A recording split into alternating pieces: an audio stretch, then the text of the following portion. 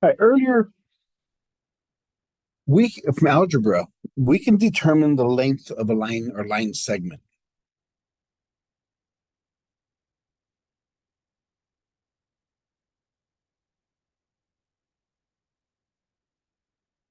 given 2 points.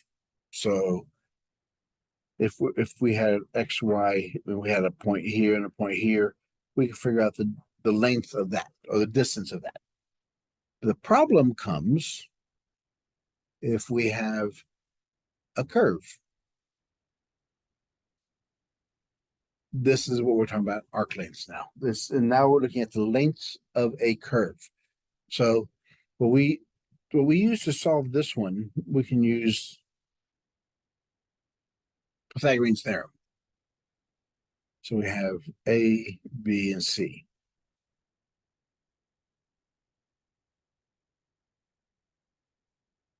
When you have a curve, you can either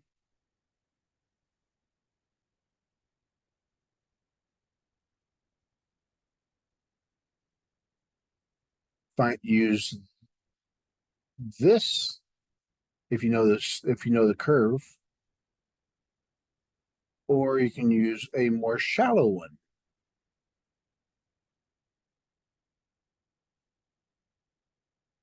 But again, we have a problem is we don't have the actual length of the curve. How do we figure that out? That's what today's thing is all about. So given any curve,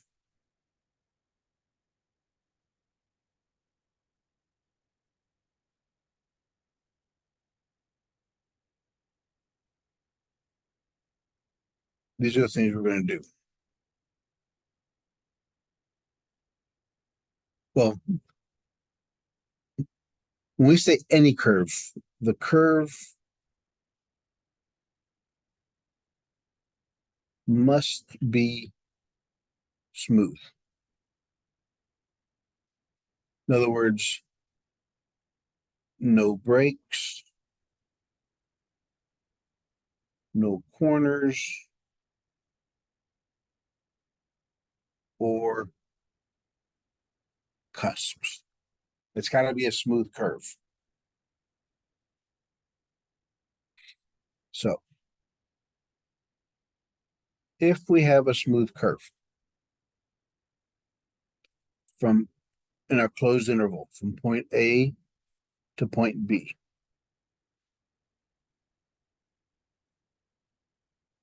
it's on our closed interval.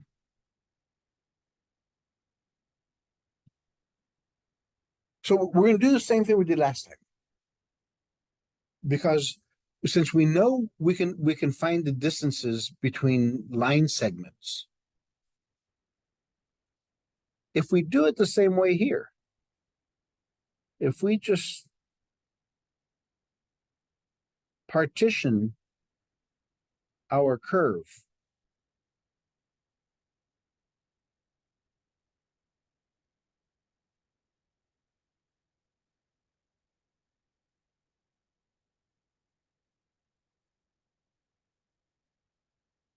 so we have the endpoint A is our x sub 0 beginning. That's got to be less than x sub 1, which is less than x sub 2, which is dot dot dot, less than x sub n, which is my endpoint. Is that A is equal to? Yeah, A is equal to. So A is our beginning endpoint. This is our x sub 0. And this is our x sub n. All the other x's have to be in the middle.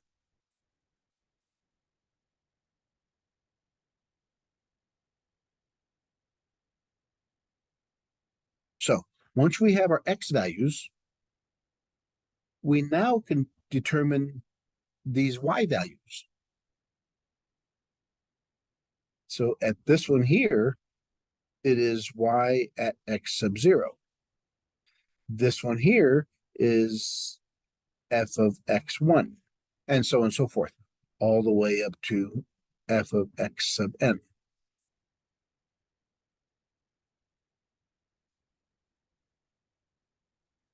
So we define our y values as y sub k is equal to f of x sub k. We use k because that's what we use for the summation.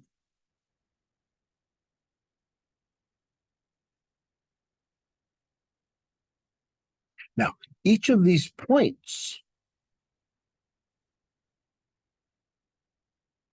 are made up of x sub k, f of x sub k. Or f x sub k, y sub k. Now, why is that important? Because here, let's look at the first 2 points. We have x sub 0 and x sub 1. We can find the distance between those 2 points. Then we can find the next one. So we can find the distance between those 2 points, and then those 2 points, and then those 2 points.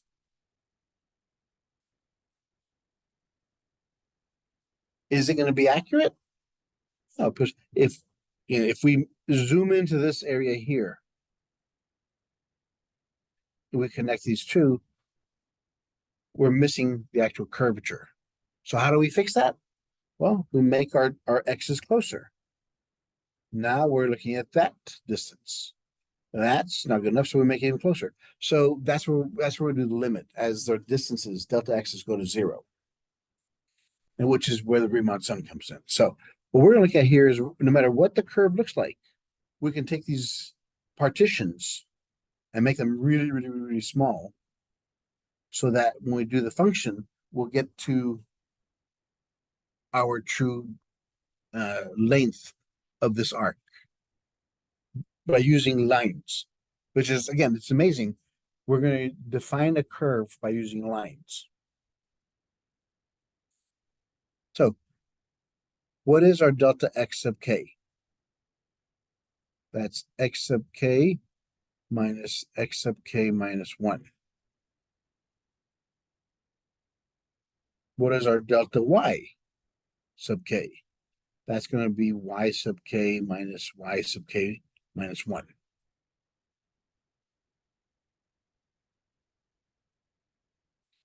But if you think about that, that's exactly what we did here. From these 2 points, we have x sub 1, x sub 2. This is delta x, which is x2 minus x1.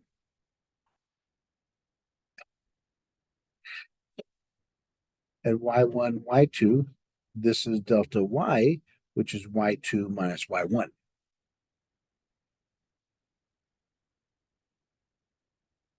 So how do we find this distance? Well, is it curved or is it?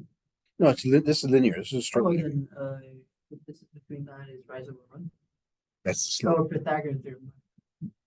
Which is going to be, so we'll call this the length of that line segment. The length of the line segment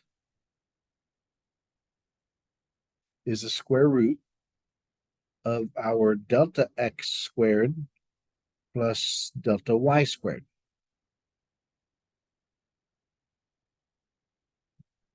And it's going to be sub k.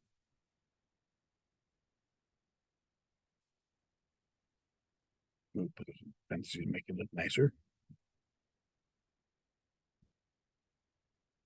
So that is for each of these segments. That's what we're going to look for.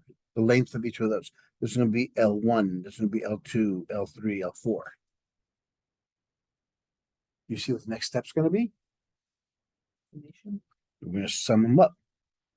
So as k goes from 1 to n, we're going to add up all the lengths.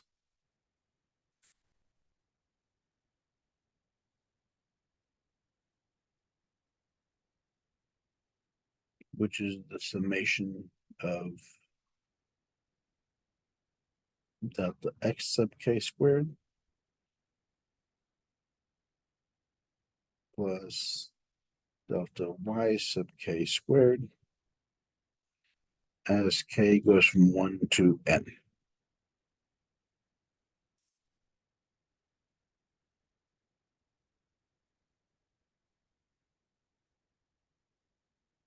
as we discussed, depending on the curve itself, I mean, if we have a curve that looks like this, are all the distances going to be the same?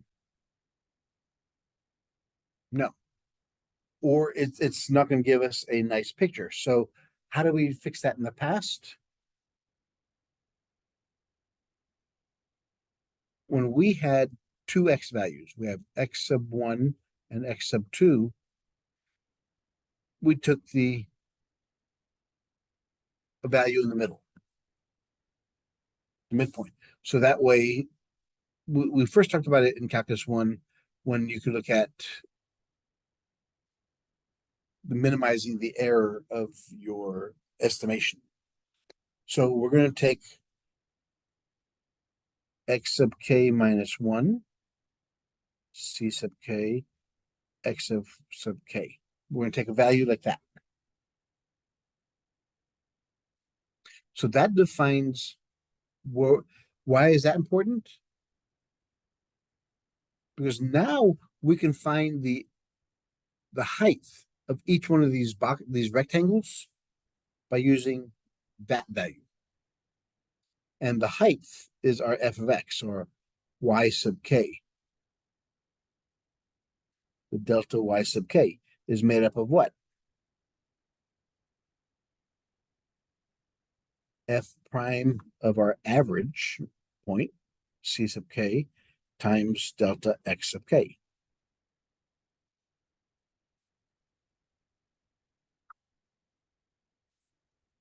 This is how we define our y values. The derivative of our function, the derivative finds what? The slope of The slope, yeah. And since we're looking at line segments, we have the slope of the line of how wide each segment are now. And that's how we determine our y values. So let's start putting all this stuff together. Let's take this equation and put it in there. Let's look at what L looks like now.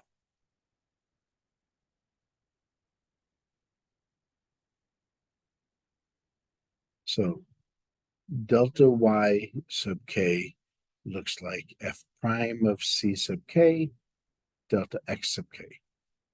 And our L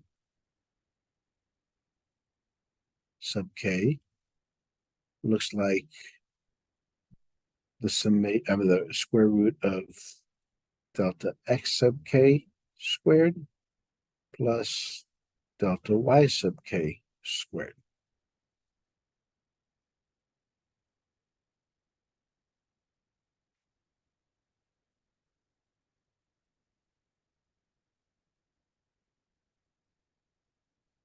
Let's plug in our delta y sub k in there. So delta x sub k squared plus our delta y sub k is this equation. So we put f prime c of x or c of k times delta x of k squared.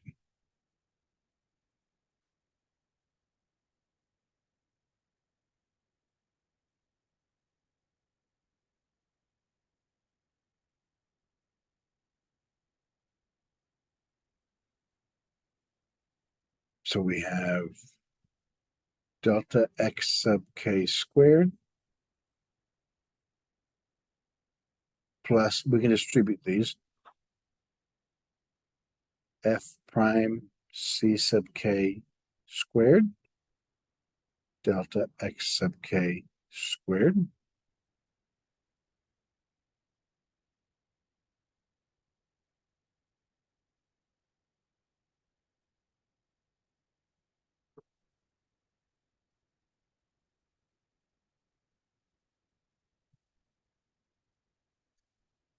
since both of these terms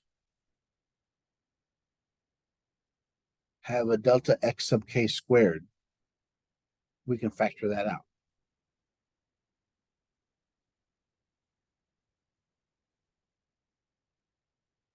And if we do that, we simply get 1 f prime c sub k squared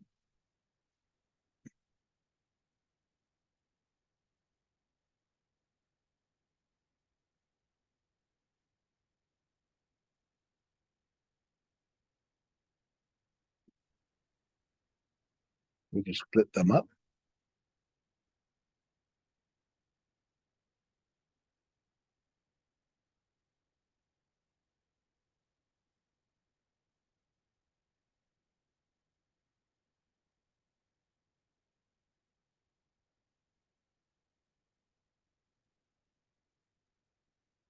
So the square root and the square cancel out, so it just gives us a delta x sub k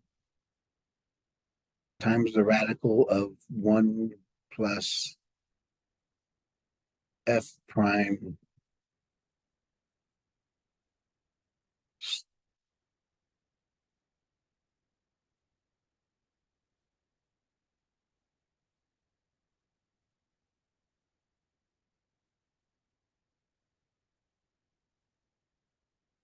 so that equals our LK, L sub k.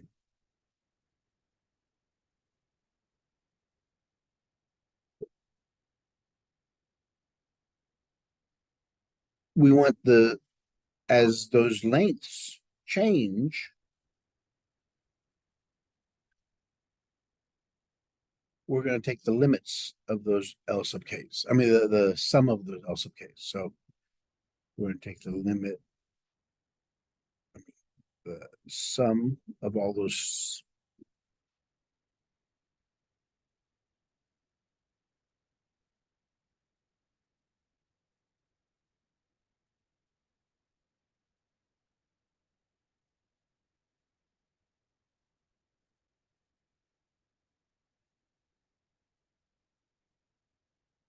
And then what does the Riemann sum tell us to do after we take the summation?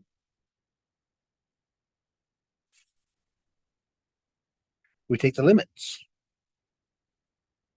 as what? As this is as n k goes to 1.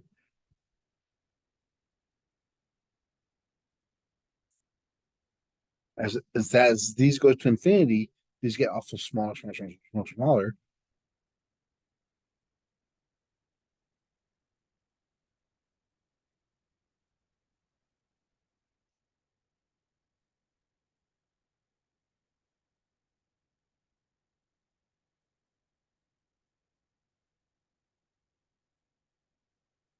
So we want smaller distances.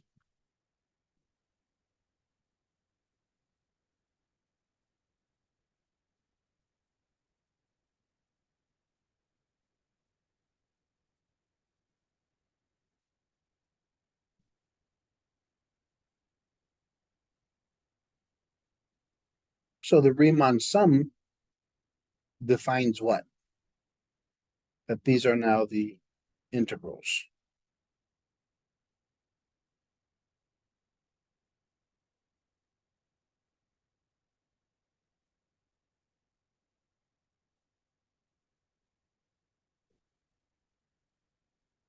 Which finds us the actual limit, the length of everything. So this one becomes from A to B. We have 1 plus f prime of x squared dx.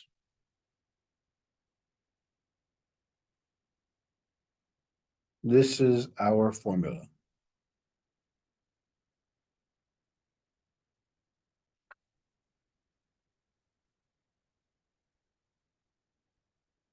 Let's look at an example.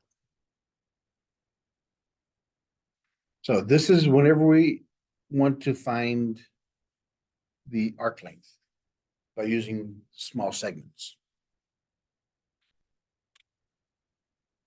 All right, so example 1.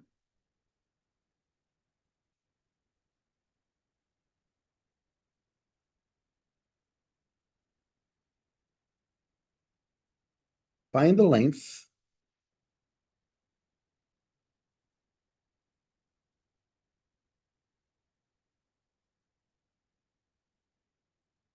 of the curve y equals 4 radical 2 over 3 x to the 3/2 minus 1 in the domain 0 to 1.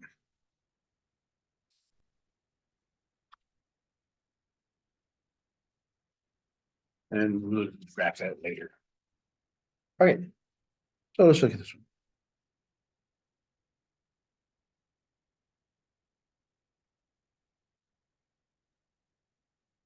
We're looking for the length of the curve, so we're looking for this.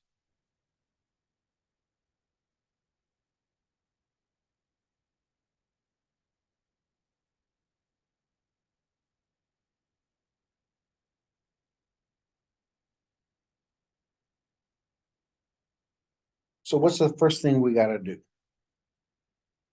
What's first we have to find?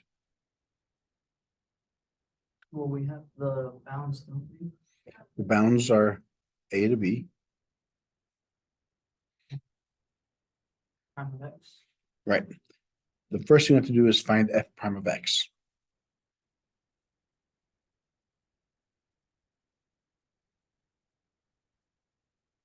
So we have 4 radical 2 over 3 x to the 3/2.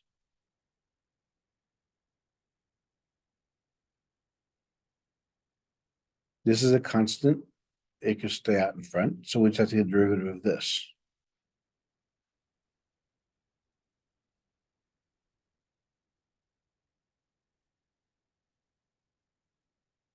Which is 3 over 2 x minus 1 makes it 1/2.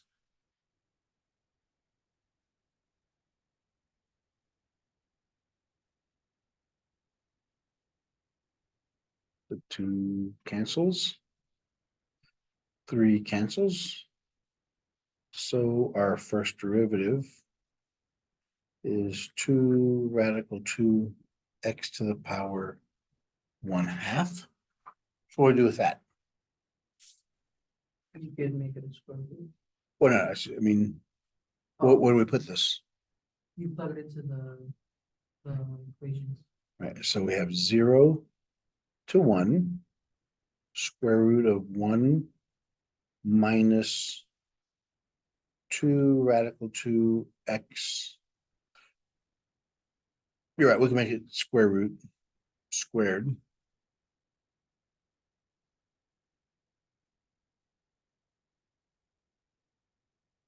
Is it minus or is it plus? Plus dx. All right.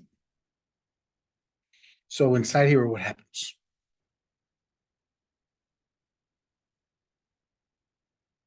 Plus.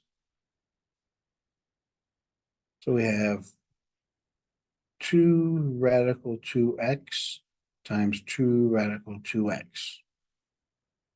2 times 2 is 4.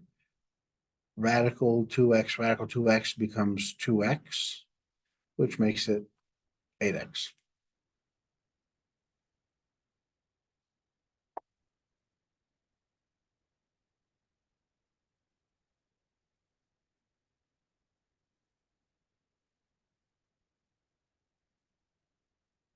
Now we gotta do the integration. Before we do that, we gotta make this into a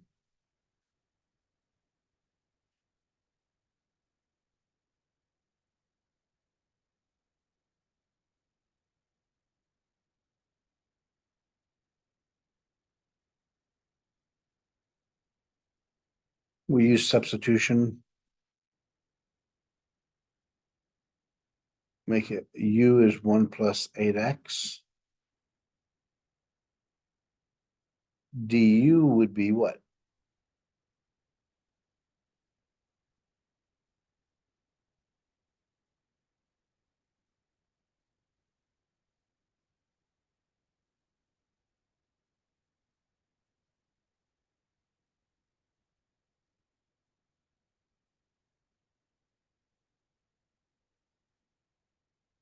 Oh, D is 8, so then. So we have you to put it, do 1/8. so we have to put a 1/8 on front.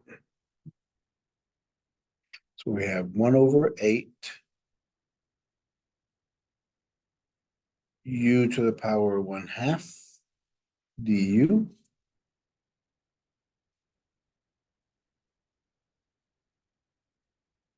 From 0 to 1. Integrate that. We get 1/8 u to the power plus 1/2 plus 1. 3/2 over 3/2.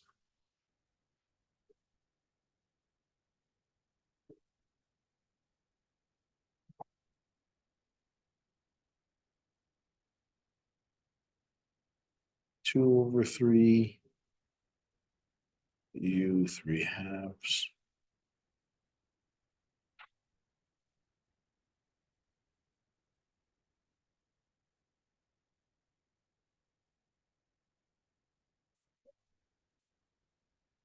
One-third outside, or 1/8 outside.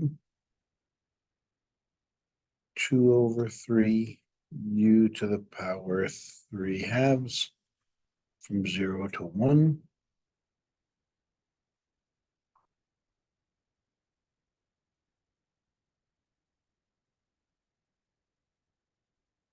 I could put back, so this could cancel, so 8 and the 2 and the 8 cancel, makes it 1/12.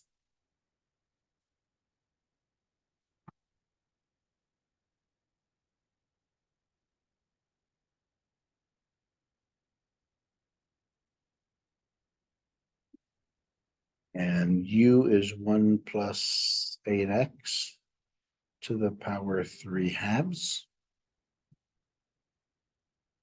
from 0 to 1.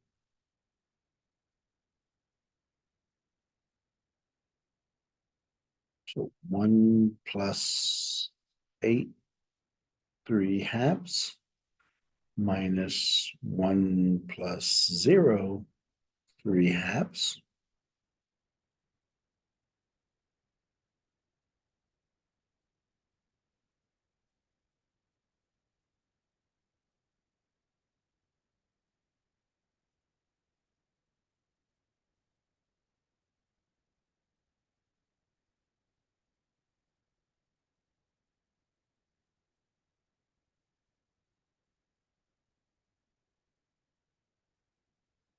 So the square root of 9 is 3. 3 cubed is 27. 1 to anything is 1.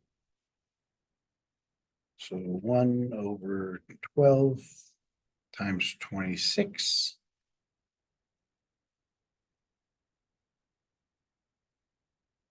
13 over 6.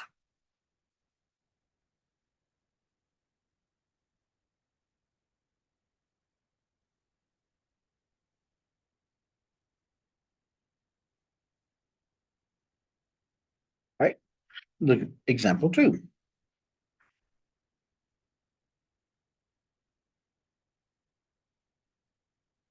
Find the length of the graph. F of x equals x squared over 4 minus 1 over x squared.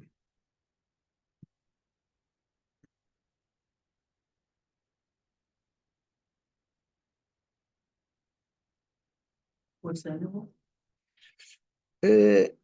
Example 2. No, that's not it.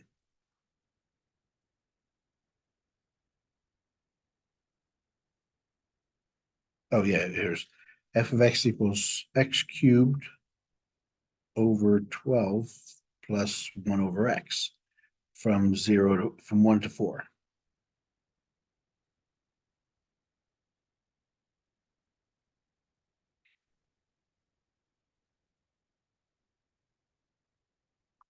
So we have to first find f prime. 3x squared over 12 plus this one becomes x to the power -1, -1, x to the power -2. That's where the 1/4 x squared minus 1 over x squared.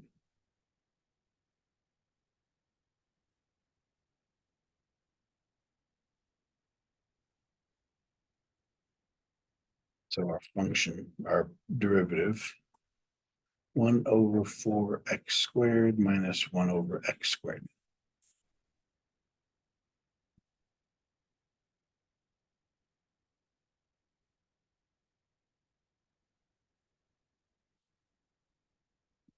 So to find the length, we gotta take the derivative or integral from 1 to 4. Square root of 1 plus f prime, which is 1 over 4x squared minus 1 over x squared squared.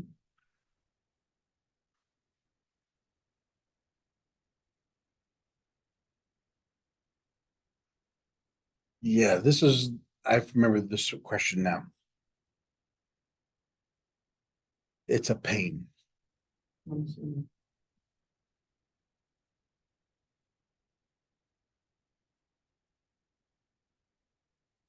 So where are you being the function, the f prime of it? Well, we first have to do this. Yeah.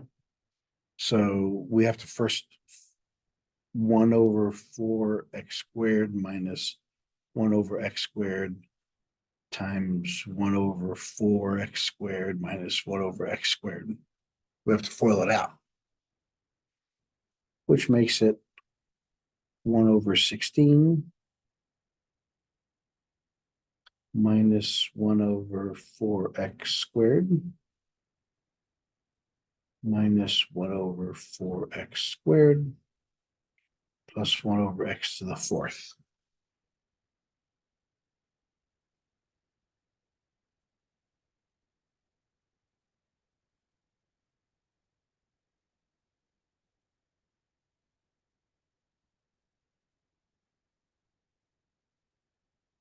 Minus 2 over 4x squared plus 1 over x to the 4th, which makes it 1 over 16. 1 over 2x squared plus 1 over x to the 4th. So far so good? I'm confused on the second part of that, minus. Okay. Minus 1 over 4 Which is- squared. 1 over 4 is 116, x to the 4th. F of x squared, so we have 1/4 x squared times minus 1 over x squared, so it's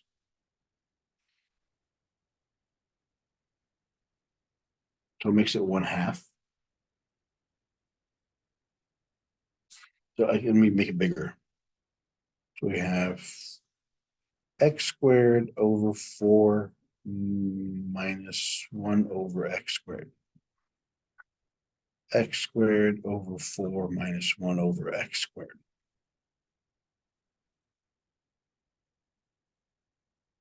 So x squared times x squared is x to the 4th. 4 times 4 is 16. Positive times negative is negative. The first and last term, so x squared times 1 is x squared.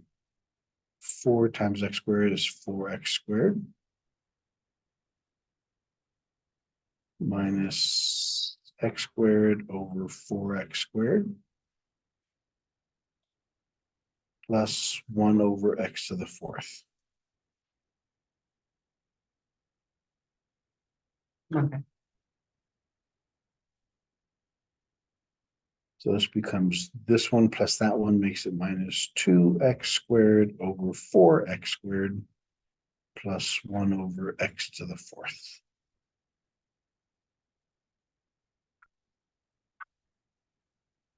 We have x to the 4th over 16 minus 1 over 2 plus 1 over x to the 4th.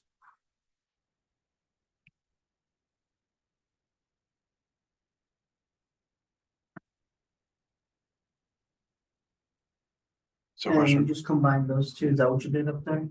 these two? Yeah. Yeah, because they're same denominators and the same numerators. So it's this one And they're both negative, so it's -2.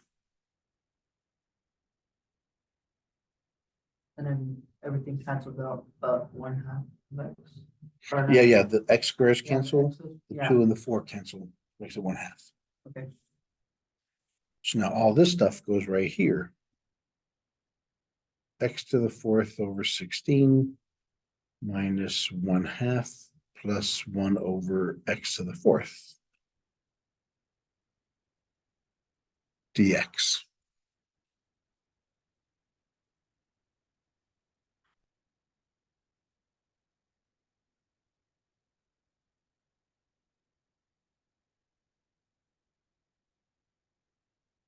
So we have the integral 1 to 4, combined like terms. 1 minus 1/2 is positive 1/2 plus x to the 4 over 16 plus 1 over x to the 4th dx. Because the 1 and 1/2 cancel, makes it a positive 1/2. okay, Actually, I should leave that in the middle because this is the tricky part for this one. Actually, for all of these, it should be x to the 4th over 16 plus 1/2 plus 1 over x to the 4th.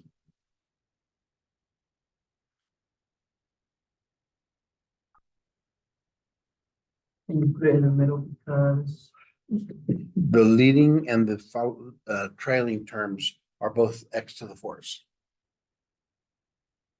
It'll help us factor those out much better. okay, so it just makes factoring easy at the end. Yeah. Because if you put it if it's kind of if you had x squared plus 5x plus, see, it's plus 6. That it's easier for us to see it's x plus 3, x plus 2. But if it was 6 plus x squared plus 5x, it doesn't jump out at you. So you have to put it in order. Since this one now, this could be x squared over 4 squared, 1 over x squared squared.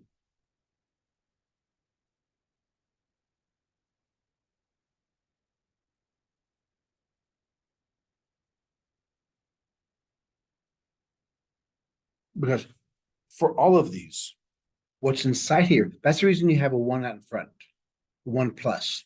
Because now at the end, we have to try to find out, this usually becomes a perfect square.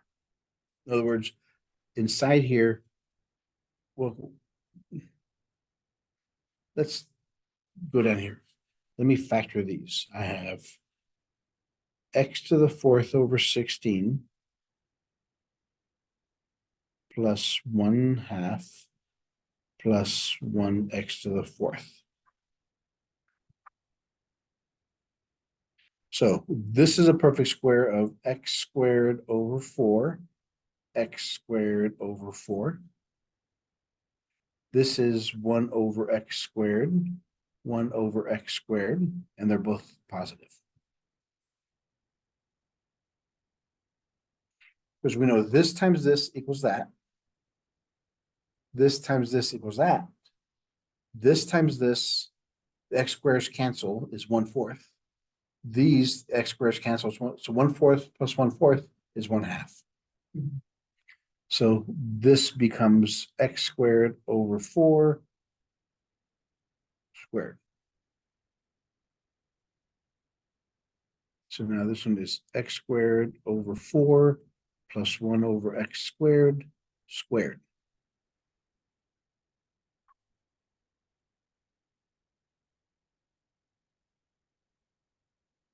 So this is from here to there and back to there.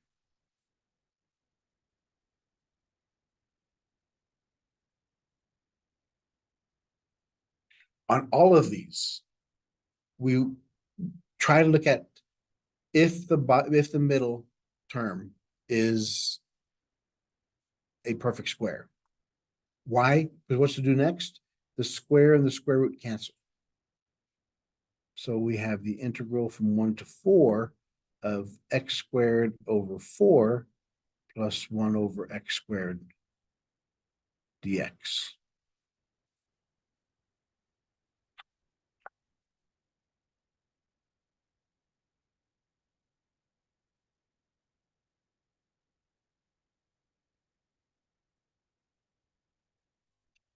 Right, so the integral of from 1 to 4 x squared over 4 x squared over 4 plus 1 over x squared dx.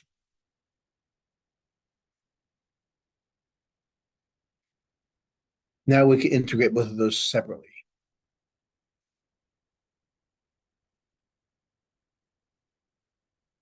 So the integral of x squared, the 1/4 is a constant, it comes out. So this becomes x cubed over 3.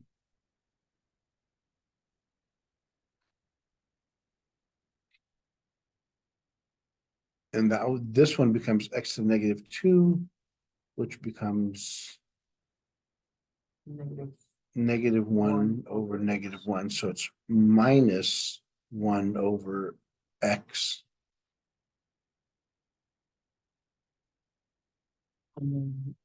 From 4 to 1. Yeah. Oh, I always get from the bottom to the top. So what we have now is x cubed over 12 minus 1 over x from 1 to 4. We can now plug them in there.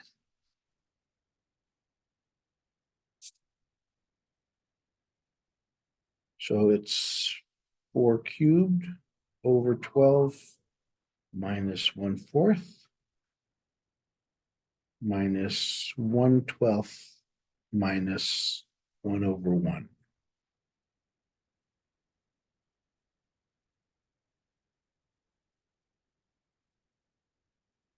Four cubed is 64. Minus 1/4.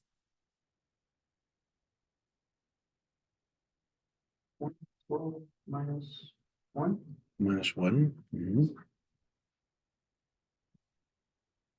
And you work your way down from 64, do you work your way, does it matter which way you work it? Like you can work for, like you can make 1 over 4 into 3 over 12. I would make these smaller. Okay, you could, Yeah. okay, you could do either or. Yeah. Okay. Reduce if you can't, because it makes the number smaller, makes it easier to work with. So they both have a 4 in common. 4 goes into 4 16 times. 4 goes into 12 3. So it's 16 over 3 minus 1/12 plus 1. So you see what our denominator is going to be. So it's easier to make it 12.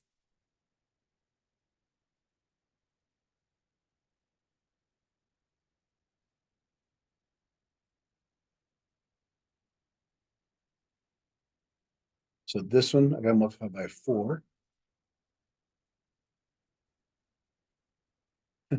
That gets us back to 64.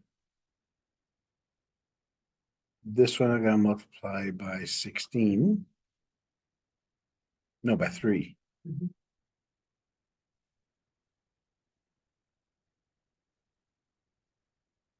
This is 1, and that's 12.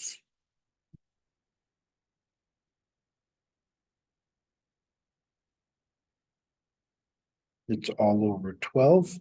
64 plus 12 is 76. Minus 3 minus 1.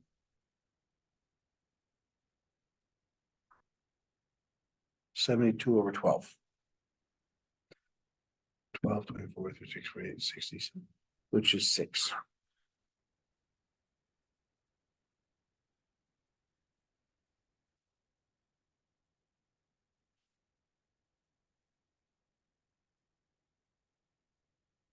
So far, so good. Let's look at number 3. But yeah, as you notice, all of these are pretty much the same way. Is the, like I told my Cal 1 classes, calculus is only the first step. The rest of it's algebra. Yeah, it really is. Yeah, it's, yeah, and the algebra part's gonna kick our butts. Let's look at example 3.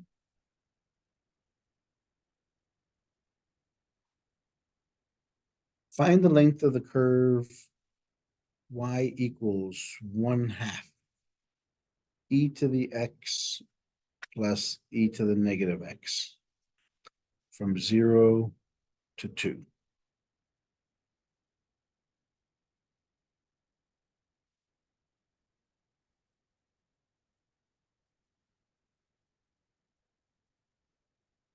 So we first have to find y prime.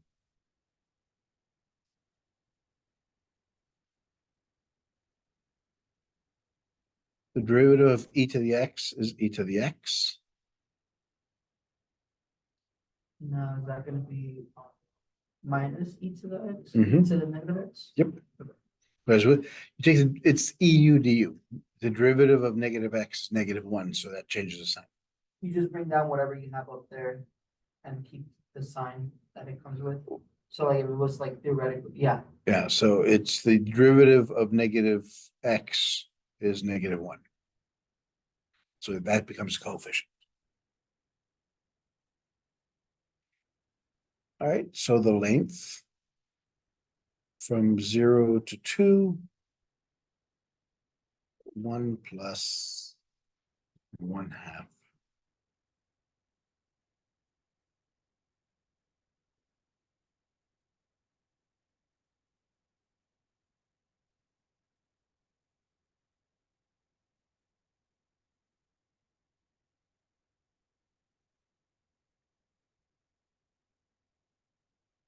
The only thing about it, you have to make sure you remember to square that f prime.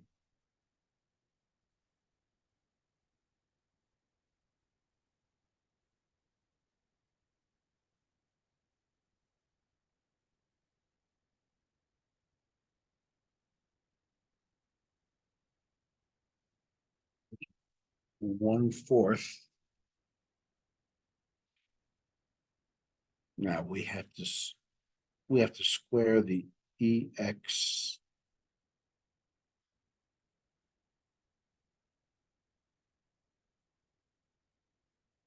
Which makes it e to the 2x.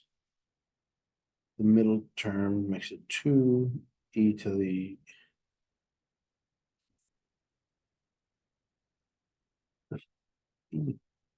just -2 plus e to the -2x.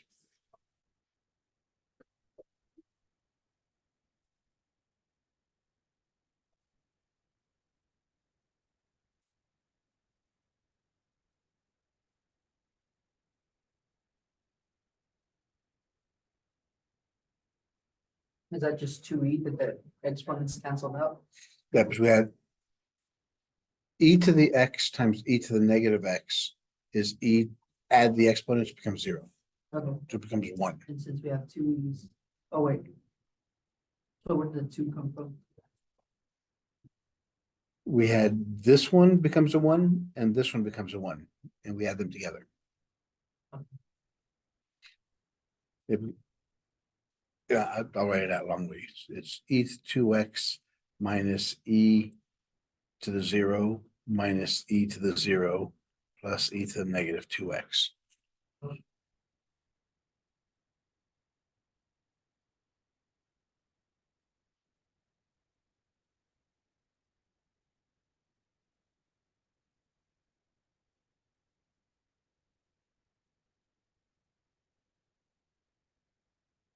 Okay, okay, so e to the 0 is 1, and then, okay, I understand. Yep. Okay, now let's fix all this stuff up. So we have, you got it now? Mhm. So it's 1 plus e to the 2x over 4 minus 1/2 plus e to the negative 2x over 4.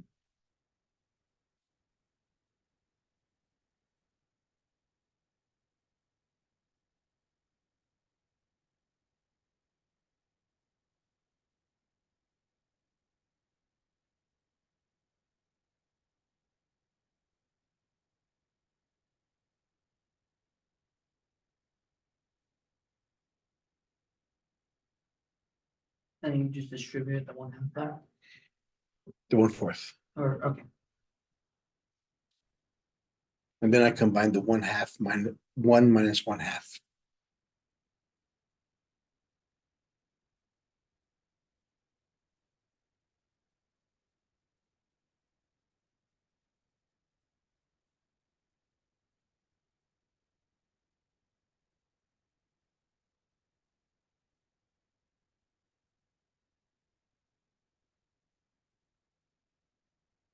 So now we gotta see if we can factor out the inside. What makes up e 2x over 4 is e to the x over 2, e to the x over 2.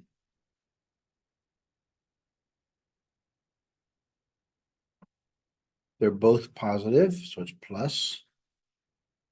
What makes e to the negative, so it's e to the negative x over 2, e to the negative x over 2. So it's a perfect square. Again, that's the thing we're looking for. We have to try to find a perfect square for it.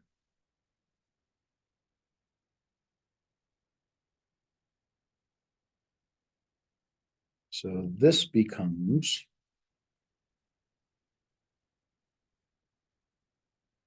e to the x over 2, e to the negative x over 2 squared dx.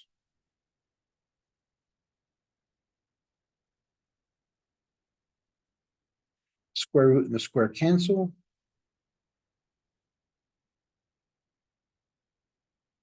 E to the x over 2 plus e to the negative x over 2.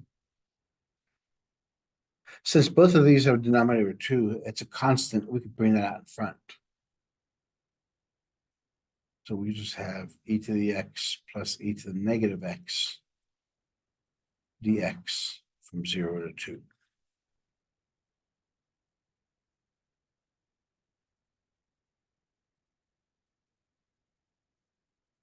So we have e squared plus e to the negative 2 minus e to the 0 plus e to the 0.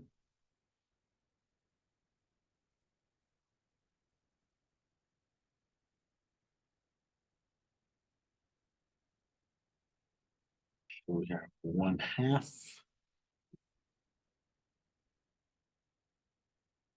e squared plus e to the negative 2 minus 2.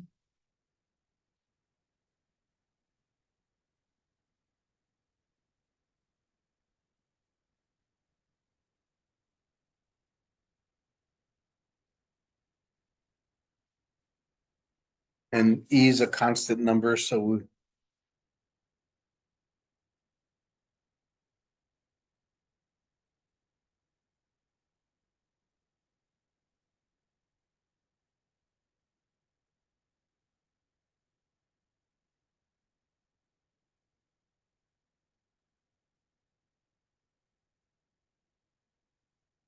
the integral of just e to the 2x is e to the x, it loses its 2.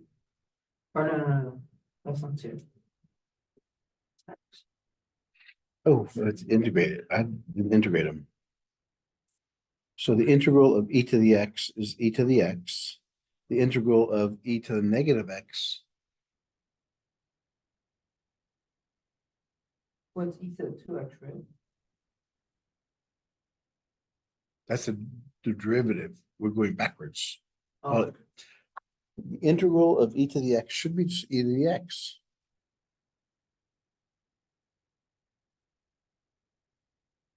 And the integral of negative x should be negative x.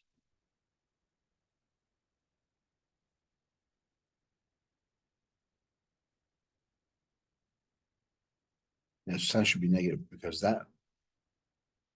remember, this is the derivative. If this e to the x minus that, the derivative would make that the positive.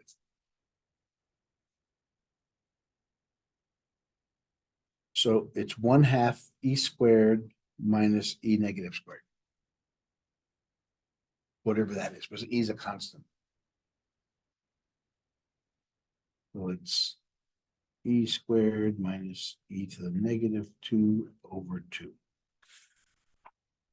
Whatever that value is. All right, let's keep it number 5.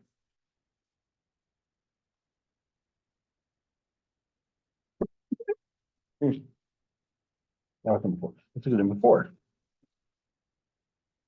So yeah, rule of thumb is whatever's inside this radical, make sure you try your hardest because you have to try to make it a perfect square. I mean, don't make it, I mean, if it turns out to be a perfect square, it's a perfect square. If not, then other things, see if you can do substitution. Okay, example 4.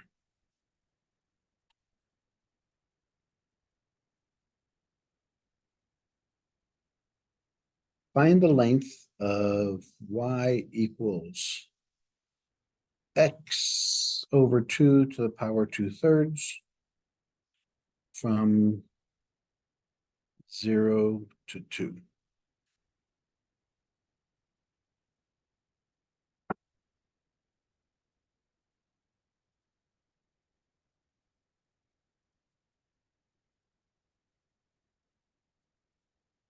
Y prime will be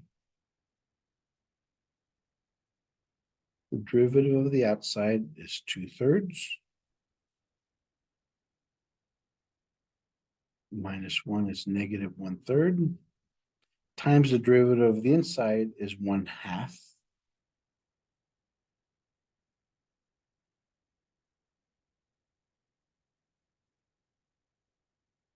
X over 2 to the negative 1/3.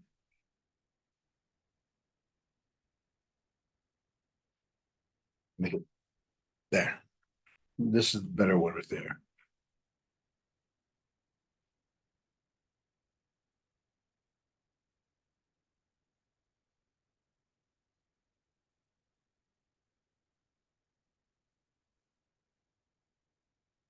So I took the derivative of the outside first. Leave the inside alone, then the derivative of the inside. It's chain rule. Mhm.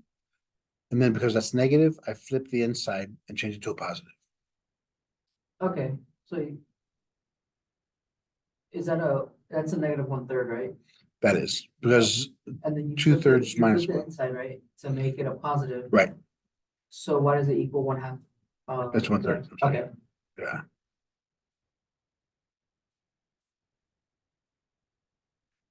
Problem.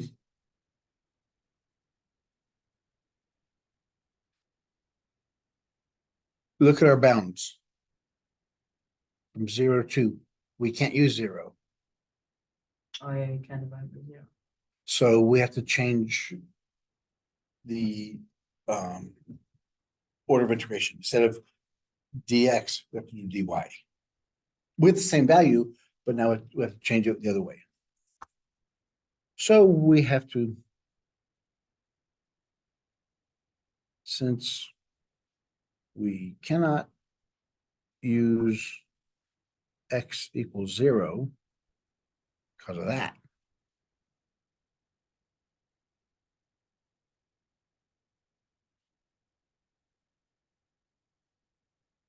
switch from dx to dy. So y is equal to x over 2 to the power 2/3. So what's the first thing you do? You input, since you're changing the balance, don't you input the x values into the y function? Not yet. We have to first solve for x. Oh, what is that, 2/3 on top? Yeah. You move that over to the other side, so then it's, yeah, Right, so we have y to the 3 and halves, then multiply times two. so x is equal to 2, y to the 3 halves.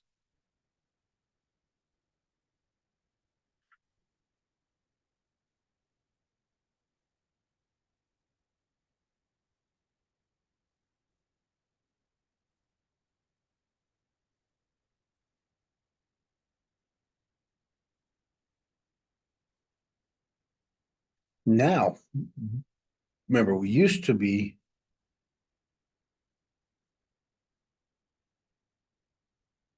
have from 0 to 2. We got to find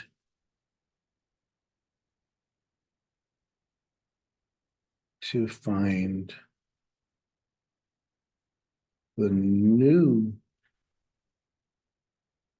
bounds of integration. Remember how to do that? Um,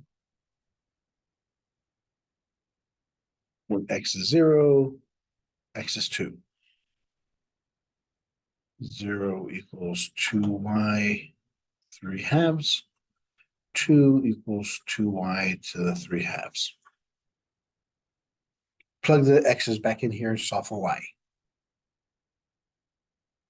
So divide by 2. So y is equal to 0. That's the first one.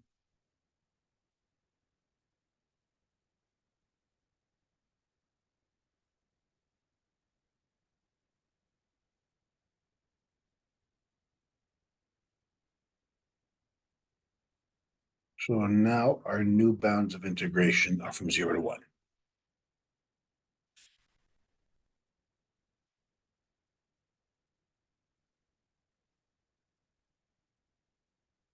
So we're now going from 0 to 1. Square root of 1 plus y prime squared dy.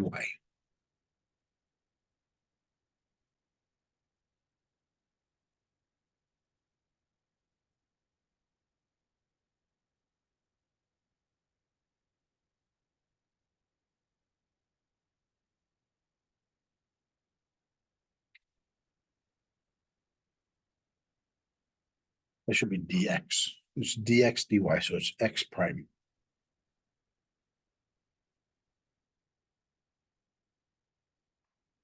So we have to find x prime.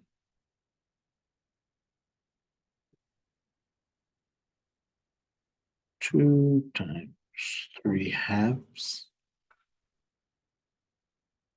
y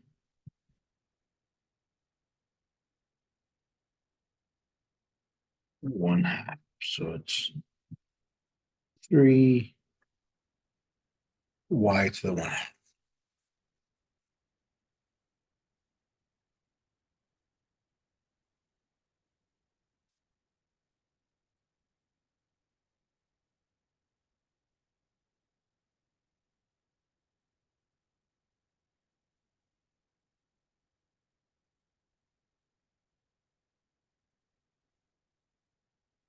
and it was 3 to the 1. 1 half. Mhm. Mhm. 0 to 1, 1 plus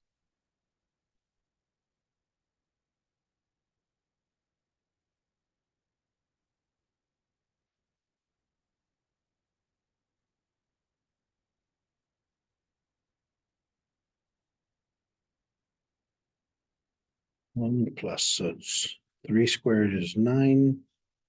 1 half squared is y.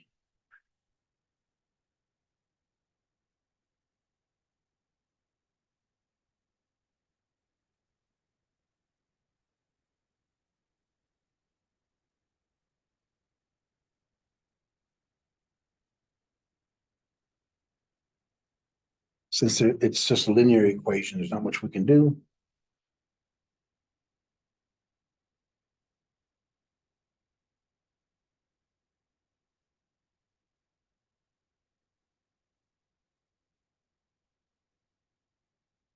So I put a 9 in there, so 9 dy.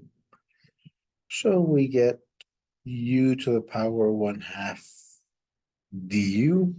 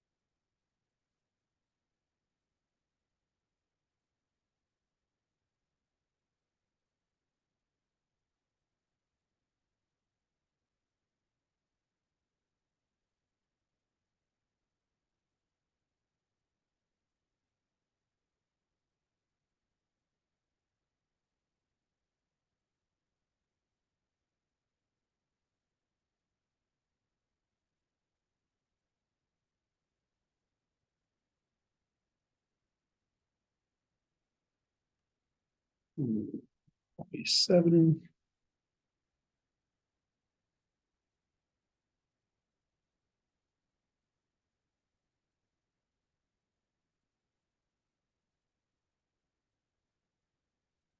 So far, so good.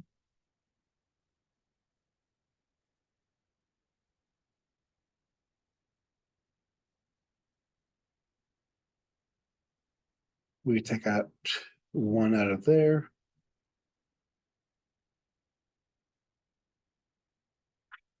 And there's our answer.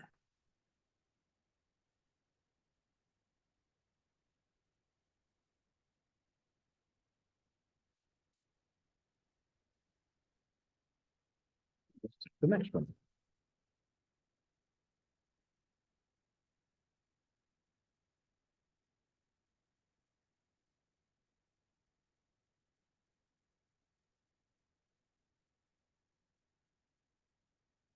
From trigonometry.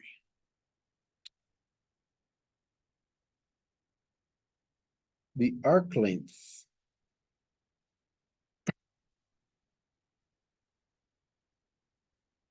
was determined as S.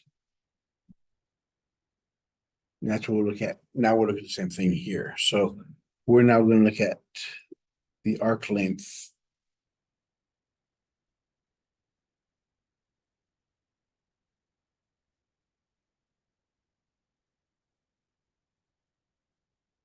So it's going to be the same process. It's just now we're going to use letter S. So when we find the integral that we're looking for with respect to X, the S dt or dx. All right, let's look at example 5.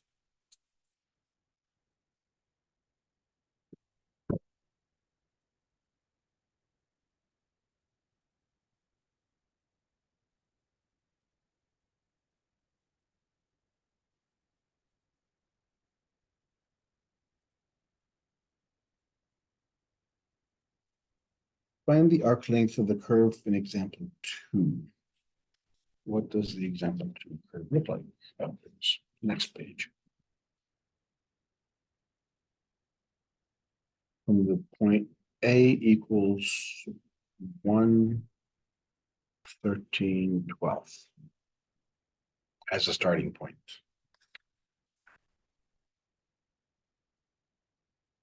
So example 2, the curve was x cubed over 12 plus 1 over x. And we went from 1 to 4.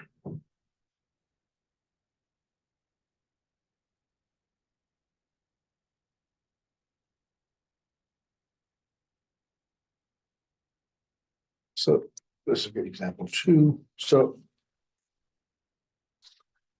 we could rework the whole example, or we could just look at example two, the solution. How we factored it.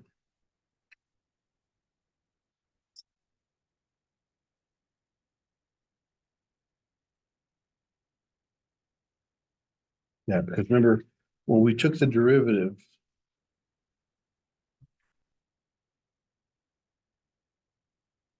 What was the derivative? The derivative was x squared over 4 minus 1 over x squared.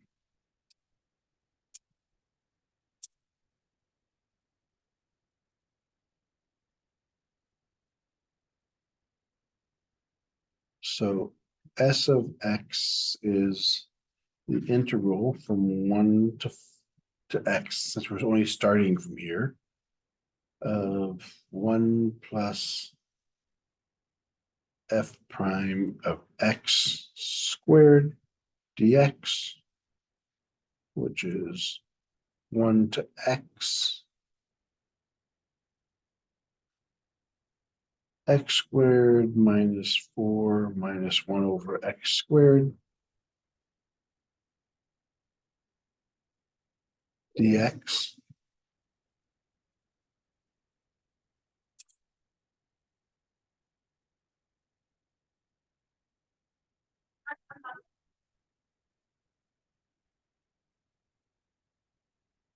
Yeah, and then we've worked this one out to be x squared over 4 plus 1 over x squared dx.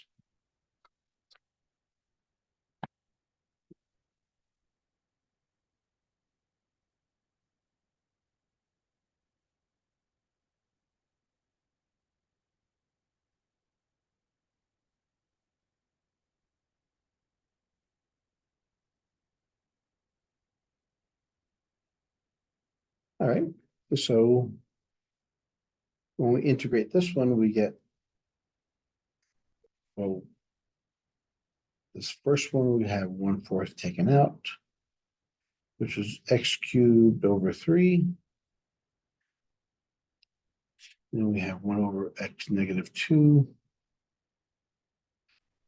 Add 1, x negative 1 over negative 1, so it's minus 1 over x. So it's the integral of 1 to x. No, we'll finish the integral. So we have x cubed over 12 minus 1 over x from 1 to t, since we already have x's in there. Yeah, since we're going to x, we have to switch this to t.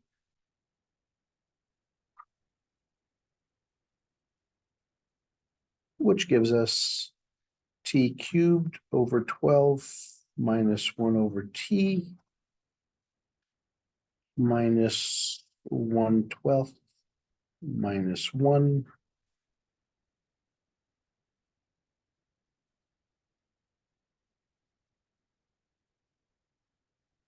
minus 1/12 plus 1.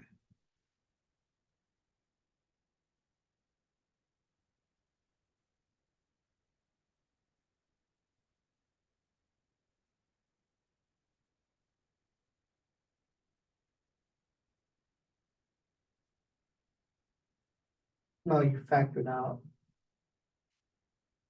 Then here we'll combine these two, which is t cubed over 12 minus 1 over t. So 12 over 12 minus 1 is 11 over 12.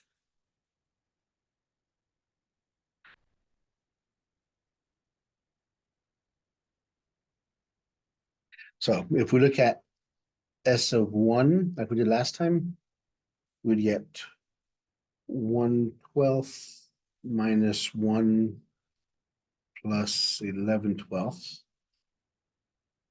which would give us 0. And if we looked at s to the 4th, we have 64/12 minus 1/4 plus 11/12. The reason I say that because remember in the question 2, we had that. I'm sorry, you did right there on the circle right there, -1/2 plus 1, is it supposed to be -1? And then it turns to plus 11? Oh, we're here, I distribute. Oh, you distributed the negative. Right. Okay. Okay, You're right, you're right, I could have done it inside there, made it to negative 11/12 and then change, yeah.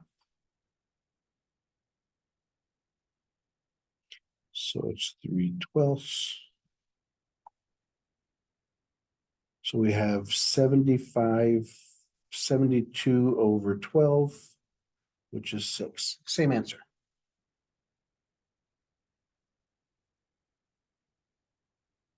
And we should get the same answer because it's the same question. and so 64 plus 1 is 75 minus 3 is 72. the S of 1, where does the, okay, the S of 1 is the original. Is the original one, right? Yeah. Okay, that's why I don't know when that's come in and out of it. I guess. Well, we're saying as a starting point, we're starting at 1. Mhm. The original equation, if we start off at 1, the point on the graph is at 13/12. The point on the graph at 4 is 64/12 plus 1/4, which is 67/12. Point B would be 467/12. So now what we're looking for here is the arc length, the length of the arc between A and B of this function. So just at 0, there's nothing, it hasn't moved. Now we go from 1 all the way to 4, the arc length is 6. And what if S of 1 wasn't 0? Would it be possible to not be 0? It shouldn't be because that's where it's starting from. That's where Okay, we yeah. started off our equation. Okay, so the length at that point where it started. Because it hasn't moved. And Okay. then when, And we're only paying, so do we only pay attention to the ending part of it then? Do we need to do both? if we're looking, because all this one originally asked is, it just gave me a starting point. So what we found is this, we found the general equation for any ending point. There. This is the formula for S at any ending point. B. This one is only good for a starting point at 1. At A.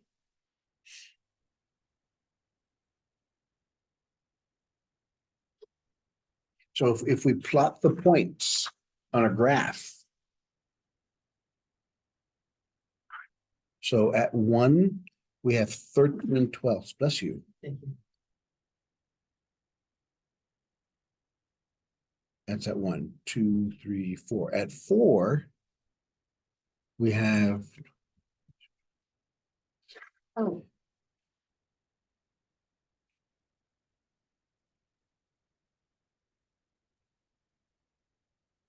something like that. And whatever the curve is a smooth curve. Because if we just look at this, at the first point, there is no arc length. So the arc length from A as our starting point to B as our ending point, this turned out to be 6.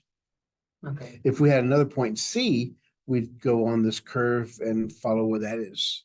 It's going to give us a different value. Let's say 9.5. It's this 6 plus this extra one. So this is what we'd use to find the length at the ending point. and then also on S of 1, you did 1/12 minus 1 because of 1/1, right? Right, because this is at 1. And then what about the minus 11 over 12? Is it supposed to be plus? And then it cancels out because it's negative 11 over 12? Yes, Okay, yeah, it should be, yeah, because this formula, I'm sorry, I just do it, yeah. Because this pen is, you see it sometimes writing, sometimes it's not. But yeah, that was probably my fault. okay. Yeah, I think the factoring part is gonna be the most difficult. part. Oh, yeah. It's the derivative part, it's not gonna be much problem. It's just that factoring part, because you have to look at everything to try to make it a perfect square. Because if it's not a perfect square, then you have the radical to take care of, and now it's even more difficult. So, but this is the beginning, in both of these, we use that. At the beginning, there is no arc length. At the end, from 1 to 4, that's the arc length.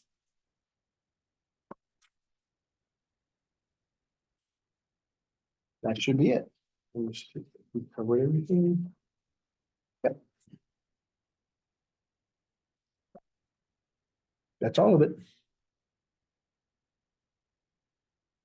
So that finishes 6.3.